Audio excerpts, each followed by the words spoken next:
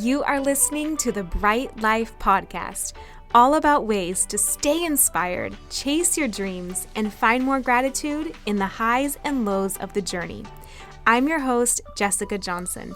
I'm a business owner, a part-time digital nomad, a self-growth junkie, a believer in other big-hearted women, and am all about sharing tips, tricks, lessons learned, and encouragement so we can all live our biggest, brightest lives. You ready? Let's do this. Hi, welcome to today's episode. I'm so excited because we have the most amazing woman here today. We have Jess Clerke, who is a confidence coach, a podcaster, a keynote speaker, and she is here to help us all shine our light more confidently, more authentically, and use our voices. So she has such a powerful story and has had so many adventures herself that have led her to this place of confidence and sharing that with other women. And I think it's something that we could just all use more of. So we'll get into all the good stuff, but welcome, Jess. Thank you. I'm so excited to be here. So excited to have you. You have such a great story. And so do you want to tell us about Barbados? Let's start there. And that moment in time, because I think that was probably a pivotal part of your journey that led you to where you are today. So maybe we start there. Okay, let's start there. It's so interesting when I think about the beginning because this was really only 2 years ago. Like I was living in Barbados essentially just like between 2 and 3 years ago. So it wasn't that long ago, but it was the most pivotal point of my life. It was the point where I started to learn that I wanted something different than what I had been doing for a really long time. It's the point when I realized that you got to put yourself out there in order to have more confidence. And it really all started. So, to give you a little background on how I ended up in Barbados, my husband works in construction. He's a project manager, and he was working on a project in Barbados. They were working on the airport runway. And so we had this really cool idea. I was like, oh, I'm going to live that nomad life like Jess. I'm going to go back and Yeah. forth. I'm going to part time live in Barbados, part time live in Halifax, Nova Scotia, and I'm going to be able to go back and forth and live this really cool life because why not? And that dream lasted for a few months. It lasted Mhm. for a few months and it was really cool, although still an adjustment for me to understand what that could look like and all the travel and all that pieces to it. But unfortunately, it kind of overlapped with that big global pandemic that happened, and it Yes. made us have to choose because all flights to the Caribbean stopped. They were like, "Hey, we don't want people traveling, let alone going on vacation." I think they forgot that people live in the Caribbean too. They're like, "No vacation." We're like, "People have to get there." And we Yeah. just had to choose to pack up our life and to move down there. So we brought our two cats and we moved down to Barbados, and we were there for a full year. And honestly, in the beginning, it really wasn't that bad. There was a few things here and there, but people weren't traveling, so it wasn't spreading really a whole lot down there. And it was just kind of like a little escape. But I struggled to make friends. Of course, we weren't really allowed to meet people. I didn't have my driver's license down there. They drive on the opposite side of the road. I was like, I'm Yeah. not going to do this. Let's just keep it simple. Yeah. So I didn't have my car. Essentially didn't have my money because everything was in a different currency. I had to rely on my husband for everything to the point of going to get groceries. I had to wait till he could have a quick lunch break so that we could run to the grocery store and get a couple things, and that would might be my outing for the whole week. I was so isolated, so alone, and I just got to the point where I'm like, I don't want to be just Glenn's wife, which I love being Glenn's wife. Glenn is a really cool guy, but I didn't want that to be my identity. And I felt like once I moved there, it became my identity. My background was in digital marketing. I was still working as an editor of a magazine. I was still doing my work, but in Barbados, I was just Glenn's wife. And that really sucked. It really did because I just lost every piece of me. And every day I was down there, it chipped a little bit more. And it wasn't until I came home and I was like, everything's gonna be cool once I get back to Canada. I'll have my car again, I'll have my friends again, I'll have my life again. And life obviously was still a little crazy in 2021 when we came back home. But I didn't realize that nothing inside me actually changed. I still lacked confidence. I still didn't feel like myself. I still struggled with so many pieces of my life where I was at. So I decided to start this project called the Year of Confidence, which essentially was like an idea that came to me when I was living in Barbados. And I was like, this is crazy, but I'm going to do it. And while I did it, I started a podcast and started to share about it. And I realized I was not alone when it came to my confidence, like lacking. There were so many women who were struggling with it too. And that's where I started to build that foundation of my business and the life that I wanted to start living and the version of me that I am now.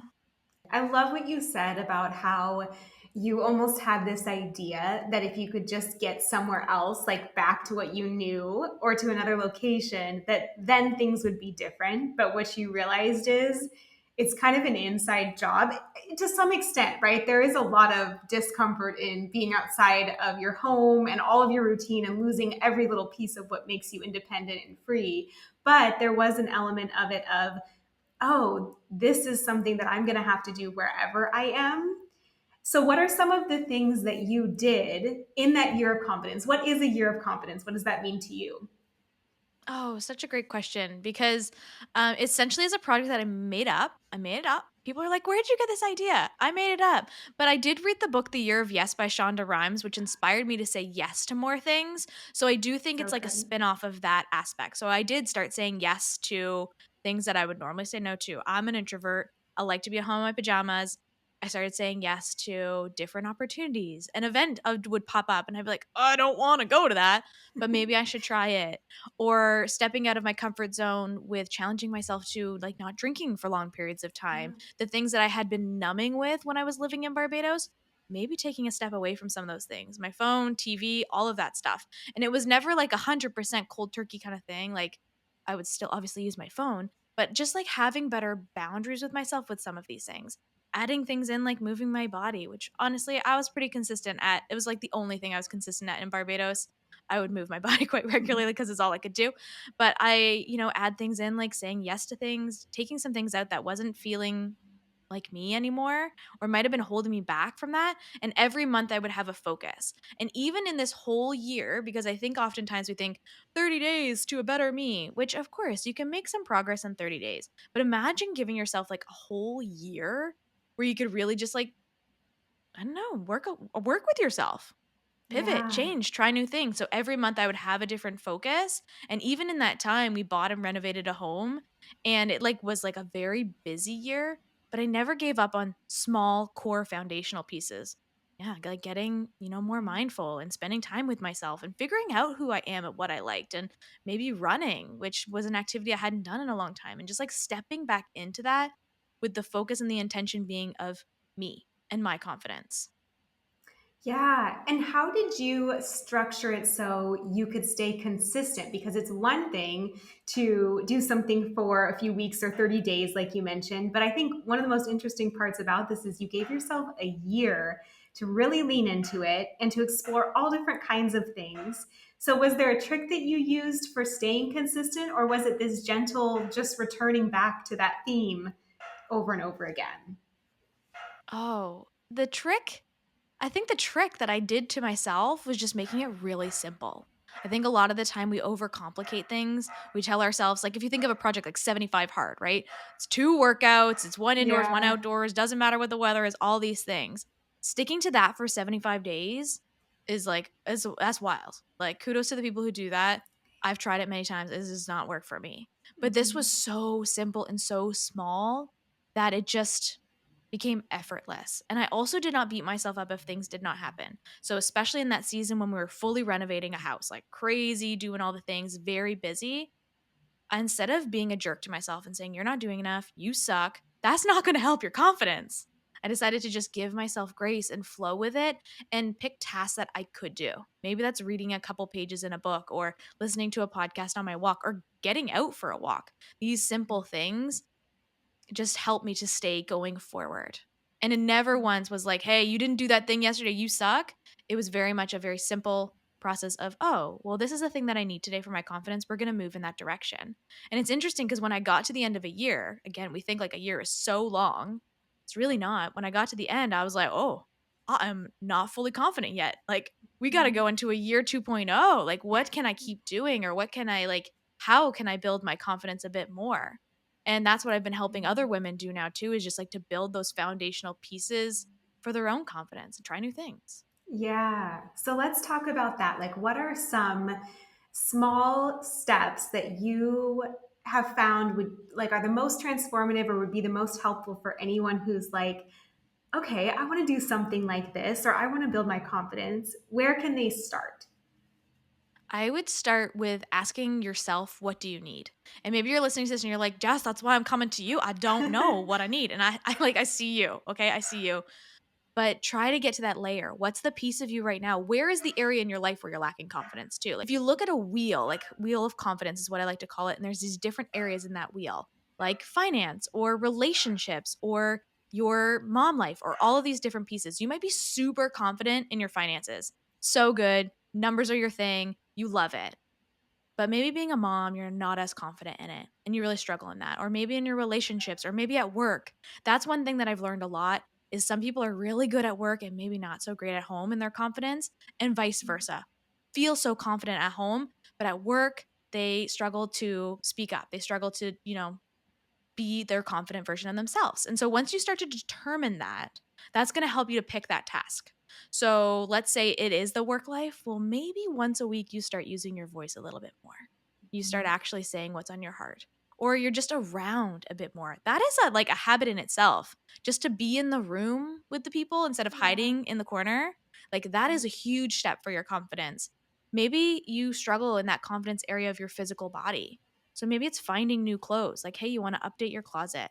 Once a week, you could pick a new piece to add to your closet. There are little things for each person, but if you really want to start on that foundational base to build confidence, my favorite thing is like a nothing pocket where you set a timer for like 5 minutes or 10 minutes, however long you have, 1 minute if that's all you have, and you do nothing. You put your phone away, you turn the TV off, you go lock yourself in a closet if you have kids or pets that really bug you, and you do nothing. Because in those 10 minutes, which was one thing for me, 10 minutes is like the perfect amount of time, you start to learn things about yourself. Because that's where I got these whispers, right? You start to just figure out, hey, I do like cheese, or I want pizza for dinner. I don't know why I always go to food. Get so hungry.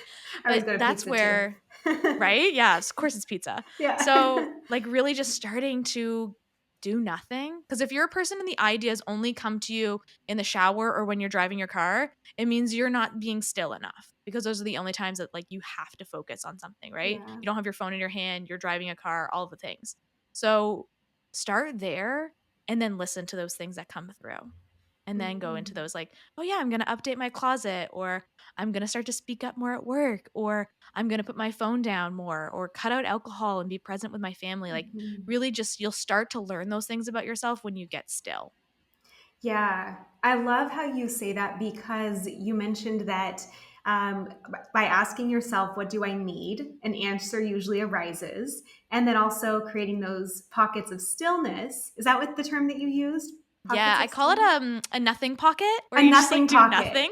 A nothing pocket. And then that's when you get still and you hear those whispers as well. So, what's interesting to me about that is that so much of the stuff that we're fed with confidence is like an outside thing. Oh, Mhm. go buy this, go do this, go get this title, go get this like response or feedback from someone else.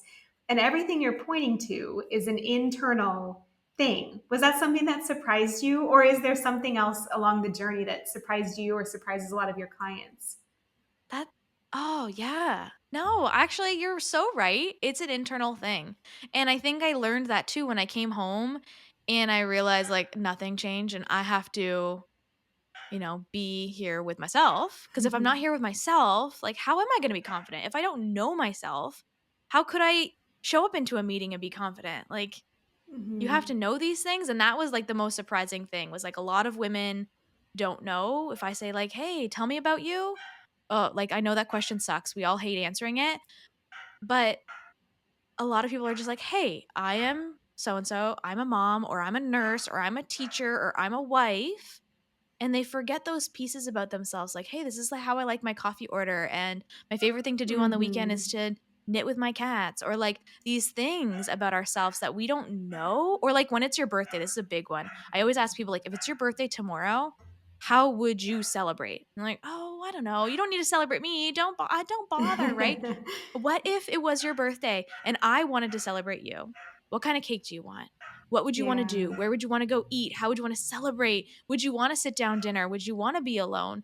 And like just learning those things about yourself is like the key to it all.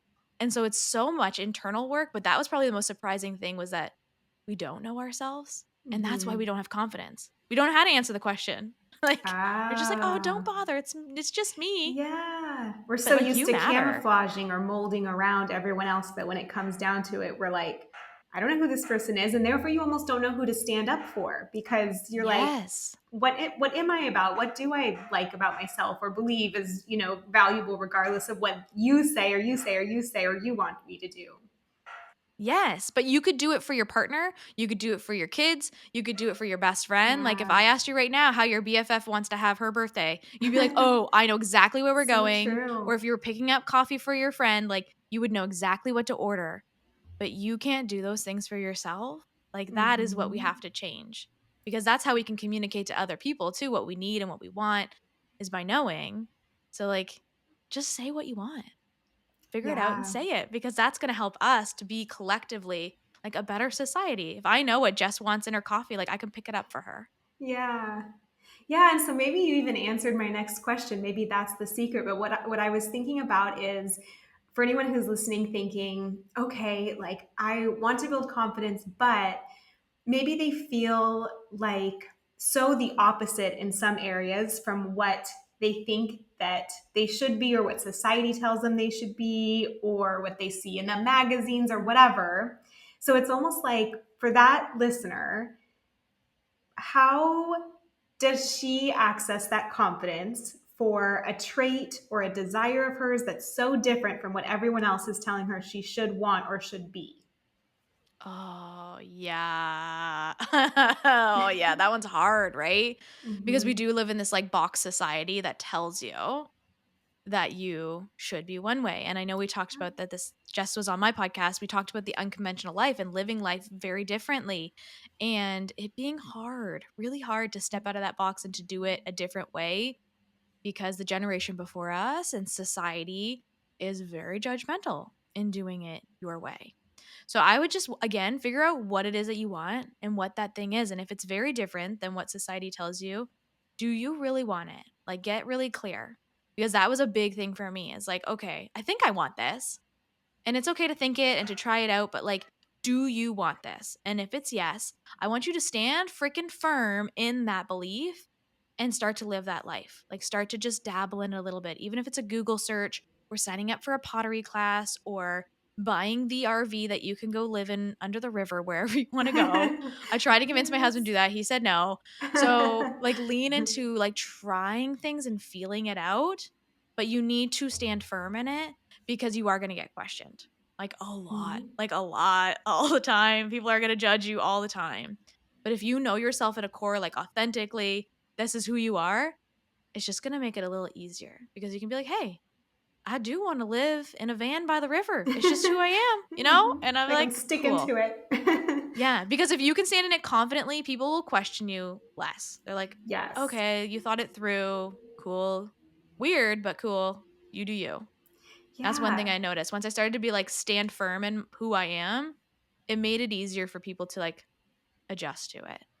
Yeah, and it's almost like you kind of get the questions less then. Haven't you found where you're like Oh yeah, bracing for 100%. them? Yeah, and as long as you're in that indecision, it's almost like that's what is mirrored back to you is people almost doubting your decision and like asking you about Yes. it. But I think you're so right. I think the decision is ironically the secret. If you haven't decided who you are, what you feel, what you like, what your values are, what you want out of things, then again you're just kind of molding around everything else, and so you can almost like it's easier to take the criticism then because you don't know what's right. But if you decided what is right for you and your heart Mhm. and your family, it does become easier. I like that. I like that answer a lot. It's just deciding. Even when you said it like that, I was like, "Oh yeah, like that makes Yeah. total sense because Yeah. they are going to mirror back to you." Like Yeah. cuz it's true. Once I like started to be like, "Hey, this is who I am." There is a lot less questions. It Yeah. just is. And putting it out there, right? But also remembering to the person listening who's like, because I was like this for a really long time. I was afraid to stand firm in who I was because I was afraid of changing my mind and then also getting that, like, I told you Yeah. so, that people are going to say. But, like, you know what? Let's release that fear. We can change our mind. Right. It's not a big deal. If Yep. right now your values are one way, but in 5 years from now they're different. If Aunt Sue comes up to you and she's like, I told you so, being like, good for you. Does that make you Yeah. feel good? I'm so glad. Thank you. I did change Yeah. my mind. I feel pretty good about the decision. Okay. Thank Thanks, you. Sue. Yeah, it's like there's different seasons, and all you can do is hmm stand firm in what's right for you in this season, knowing you're an evolving human, and that might change in 5 years. But like, thank goodness you've given yourself mentally and emotionally, you can give yourself the freedom that you don't have to always feel the exact same. Even if other people have that issue for themselves, then what a gift to give yourself that you can make the choice that's right for you now, and that can change over time too. Yes. Yes. That's where the So magic when do happens. you, yes, that's where the magic happens. So when do you feel most confident? Have you noticed any patterns or themes or moments? Oh, good question. It's interesting because as I do this for so many other people, I do spend less time doing it on myself. Like, that's just real Yeah. talk, right? So sometimes forgetting those pieces. I will say I am an introvert at my core, but my most confident place in the entire world is on a stage with a mic in my hand. Mm, Like, I love being on a stage. And recently noticed when I was on a stage, I'm like, I'm supposed to be nervous. Again, society tells you should be nervous, right? With yes. that many eyes on you. But it is my most like confident place. Yeah, I can sometimes still be nervous, of course, but like I love being on a stage. But there's sometimes when you put me in like the mingling space, again, my introvertness, like it's kind of scary to have like small talk with a bunch of people. It's overwhelming. But my most Yeah. confident place is like on the stage. I love it. Ooh, love that dichotomy too, where you can be I such an know. introvert and like love your kind of home time and the PJs and stuff like you said, but Yes. then your soul also can go shine in front of a stage of people. Like how fun, an audience of people. Yes. I think it's cool to know like you can have several versions of yourself. Like you can be confident, at home and in this scenario and uncomfortable in this one. Like you can have like different versions of yourself. It's okay. Yes. Yes. Well, now this is the Bright Life podcast. So I have one last question and then I want to share where people can get in touch with you. But I'm so inspired by how you've built this business, this podcast around this message of helping other women step into their confidence and shine more authentically. But I'm curious to hear, so for you in this season, what does that picture of a bright life look like to you? What pieces of it are there that you can see now? I was I was thinking about that actually in the car today too when I was driving because I was like, you know what? Like You're I like, I can sometimes know. She's going to this ask question is me. coming. No. I can sometimes like make things too big of a deal. And like I'm all about making things important and a big deal, but like even the smallest thing, like I will put a lot of pressure on it. But the idea of a bright life for me would just be to going in flow and with fun with everything. Like if I'm planning an Mm, event, I want it to be fun. Not like, oh, I have to do this and I have to do this and I have to do this. The bright life is like, I'm living it. I know I'm living it. It's beautiful. I work from home, introvert's dream. I am home. I have a wonderful husband. We have 3 pets. Like, I am living the dream. I live in the woods. It's great. But when it comes mm, to my work, I would really love that bright life to include a lot of flow, a lot of fun, and a lot of peace. When right now I do put a lot of pressure on it. And so I'm trying to lean into that energy. And for me, for some listening who doesn't know me, my work is a lot of around events. I just planned a social today for women to come together. We're going to a splatter room where you like paint each other, which sounds oh my really gosh, freaking fun. so And just fun. like having the opportunity for people to come together, to meet people, to have more confidence, and to find like confident friends. So we do online stuff and we do stuff in person, but like just starting to like make sure that these events feel fun for me too and not just a chore is like part of that bright life. Because my work is like so important. I love it, but I want to be doing this for like a really long time. Yeah, So it has to be fun. I love So that like good answer. good friends, good fun, and like also a lot of alone time. Yes, yeah. Mhm. Oh, I love that. I'm going to borrow that too. Just like bringing fun to whatever you're doing and going at it with that full heart of just, this will be a fun experience and adventure. And then that passes on to everyone else too, is the ironic part about it, you know? Yes. Yeah, like even today, I went to one of my friend's house who has a little 7-month-old baby. And instead of being like, oh, like, I gotta go like hang out with his baby, I was like, I am gonna put my phone down, be present, to be here, and like make this moment of sitting in the dark and holding this baby fun. Like you can make Mhm. really mundane things. And I know someone listening is like, okay, I have to do that all the time. I see you, I hear you. But like there is moments that you could make it more fun, however that Yes. looks for you. Yeah. Yeah. So good. So tell the people, where can they follow, like, get to know, attend your events, all the things? Where can they find you? Yeah, so you can connect with me on Instagram at jess.clerk. You can also check out my website, jessclerke.com, or check out my podcast, Selfish, with like ish is in brackets. So it's like ish, figuring out my confidence. So selfish confidence. You can also find selfish confidence on Instagram. And that's where you can find everything events, fun. If you're in Nova Scotia, Canada, like come to some in person events. But if you're not, we Yeah. also have a ton of stuff online too. Thank you so much for listening in. If you love this episode, I have 2 things you are going to love. One is a free copywriter training full of 5 steps to build a profitable copywriting business as your own boss, no matter how much experience you're starting with.